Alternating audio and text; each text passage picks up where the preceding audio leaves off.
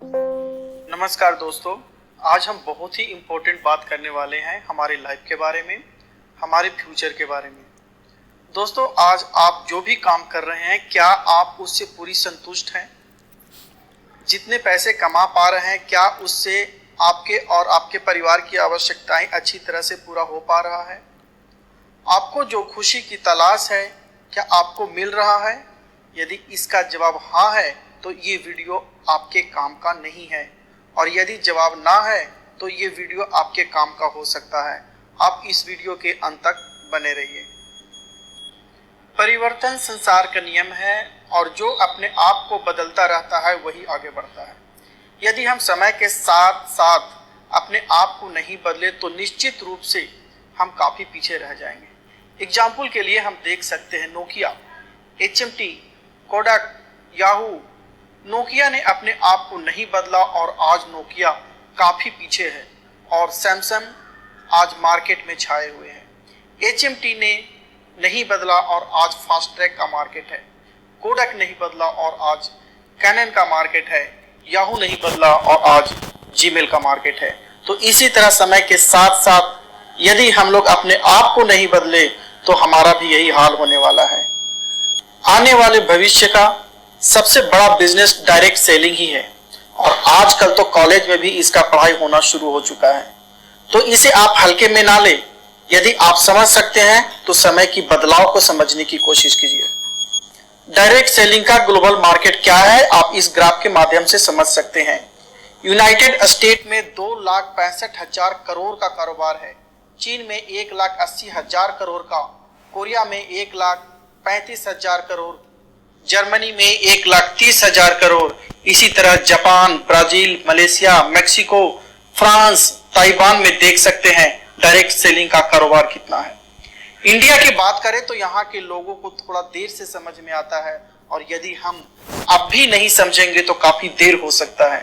India में direct selling का शुरुआत हो चुका है और लगातार बढ़ते ही जा रहा है, और उम्मीद है कि इंडिया में 2025 तक 64,500 करोड़ का कारोबार होगा। तो आप देर ना करें सोचने में, और जल्द से जल्द फैसला ले, कहीं समय न बीत जाए। आखिर ट्रेडिशनल मार्केट और डायरेक्ट सेलिंग में अंतर क्या है?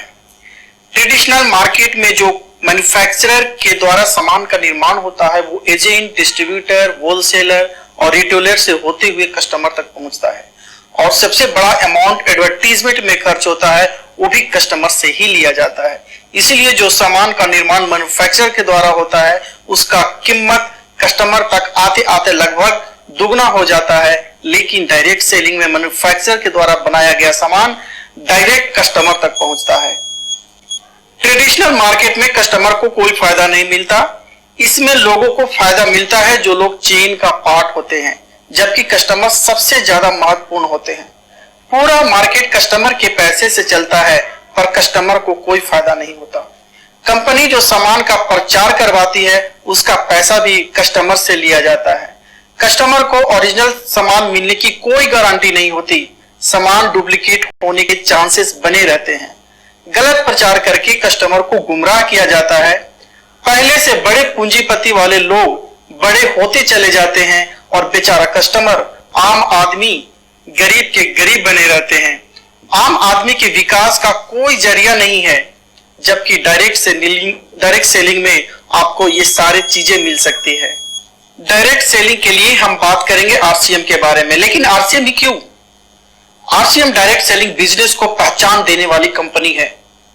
20 सालों का एक्सपीरियंस है, और 20 सालों से लगातार क्वालिटी प्रोडक्ट बढ़ाते जा रही है। RCM का मुख्य उद्देश्य है स्वावलंबन यानी सेल्फ डिपेंडेंसी, नए भारत का निर्माण और स्वास्थ्य रक्षा यानी हेल्थ केयर। RCM प्रोडक्ट के जो विशेषताएं हैं वे ये हैं: डेली यूजेबल प्रोडक्ट्स, यानी वैसे प्रोडक्ट्स जिसे हम प्रतिदिन उपयोग में लाते हैं, हाई क्वालिटी के होते हैं, हेल्थ के लिए बेहतर होते हैं, और प्राइस भी रिजनेबल होते हैं, यानी क्वालिटी के अनुसार प्रोडक्ट्स का कीमत वाजिब होता है। RCM की मैन्युफैक्चरिंग यूनिट की बात करें तो ये भीलवाड़ा राजस्थान में, उत्तराखंड और गुवाहाटी में है। प्रोडक्ट्स के क्वालिटी को चेक करने के लिए इंस्ट्रूमेंट लैब, केमिकल लैब और माइक्रोबायोलॉजी लैब है। पूरे इंडिया में आरसीएम के 160 प्लस डिपो हैं, 10,000 प्लस वंडर वर्ल्ड हैं और 1,50,000 डिस्प्ले वाल है। प्रोडक्ट्स की रेंज भी बहुत अधिक है और लगातार प्रोडक्ट्स की रेंज को बढ़ाया जा रहा है। गुड और रेडी टू ईट और रेडी टू कुक प्रोडक्ट्स मिलेंगे, हेल्थ सप्लीमेंट्स मिलेंगे, महिलाओं के लिए कलर कॉस्मेटिक्स और पर्सनल हाइजीन प्रोडक्ट्स मिलेंगे, किसानों के लिए agriculture products, food products, personal care products, home care products, readymade garments, innerwear, footwear, travel bag and accessories, stationery, plastic and kitchenware, textiles, सारे प्रोडक्ट्स आरसीएम के वंडर वर्ल्ड में मिलेंगे। RCM products के फायदे क्या हैं? पहले फायदे की बात करते हैं। शुद्ध, शाकाहारी और सेहतमंद सामान, मिलावट का कोई चांस नहीं है। 30 डेज रिटर्न पॉलिसी के साथ आपको प्रोडक्ट्स मिलेंगे। दूसरे फायदे ये हैं, क्वालिटी यानी गुणवत्ता के हिसाब से बाजार से कम कीमत में मिलेंगे। तीसरा है, खरीदारी से कई प्रकार के आर्थिक लाभ मिलेंगे। चौथा है, पक्के बिल से खरीदी यानी टैक्स का भुगतान। इसका मतलब ये होता है कि हम देश के विकास में भागीदारी लेते हैं। अगले फायदे की बात करते हैं। बचत के साथ साथ इससे हमें आमदनी भी मिलती है। आरसीएम बिजनेस एक ग्रेट अपॉर्चुनिटी यानी एक महान अवसर है जिसे कोई ज्वाइनिंग फी नहीं है, कोई पूंजी लगाने की जरूरत नहीं है, नेटवर्क का सहयोग मिलता है, किसी प्रकार का रिस्क नहीं है। जब पैसा ही नहीं लगता तो रिस्क कैसा, और कोई ऑफिस खोलने की जरूरत नहीं है। जब ऑफिस नहीं तो स्टाफ नहीं, कोई एजुकेशन सर्टिफिकेट नहीं चाहिए, कोई दुकान की जरूरत नहीं है। औरत, मर्द, बुजुर्ग, विद्यार्थी कोई भी कर सकता है। सिर्फ मुनाफे यानी प्रॉफिट के हिस्सेदार होते हैं, लॉस की नहीं, और पूरे देश में कहीं पर भी काम कर सकते हैं। आरसीएम एक ग्रेट अपॉर्चुनिटी है, केवल फ्री टाइम का उपयोग करना होता है। इससे आप अपने पर्सनालिटी को डेवलप कर सकते हैं, नए लोगों से जान पहचान बना सकते हैं। इसके साथ ही आने वाली पीढ़ी को ये बिजनेस दे सकते हैं। इस बिजनेस के द्वारा जो इनकम आता है वो ये है, 32% परफॉर्मेंस बोनस, 8% रॉयल्टी बोनस और 5% टेक्निकल बोनस। इसमें 3 तरीकों से इनकम आता है, प्रोडक्ट के इस्तेमाल से, प्रोडक्ट के बिक्री से और नेटवर्क से। तो मैं उम्मीद करता हूं कि आपको ये सारी बातें समझ में आ गया होगा और आप अपने और अपने परिवार के भविष्य के बारे में सोच रहे होंगे और एक शानदार फैसला लेने में मजबूर होंगे।